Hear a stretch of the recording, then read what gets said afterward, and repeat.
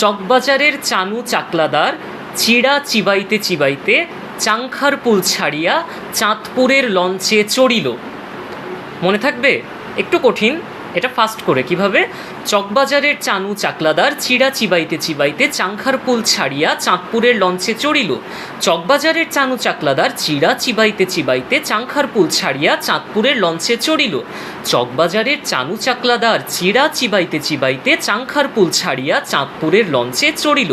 চকবাজারের চানু চাকলাদার চিড়া চিবাইতে চিবাইতে চাংখার পুল ছাড়িয়া চাঁদপুরের লঞ্চে চড়িল। এভাবে নানান রকমভাবে এই টাং টুইস্টারটা বলতে হবে। বুঝতে পেরেছো তোমরা? এটা থাকবে হচ্ছে তোমাদের আজকের ক্লাসের পড়া। পরবর্তী ক্লাসে এই টাং টুইস্টারটা তোমরা সুন্দর করে আমাকে সবাই শোনাবে। আমি আবারও তোমাদেরকে বলি, চকবাজারের চানু চাকলাদার চিড়া চিবাইতে চিবাইতে চাংখার পুল ছাড়িয়া চাঁদপুরের লঞ্চে চড়িল।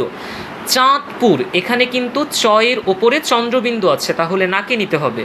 আবার চাংখার পুল, এখানেও চন্দ্রবিন্দু আছে, তাহলে নাকে নিতে হবে।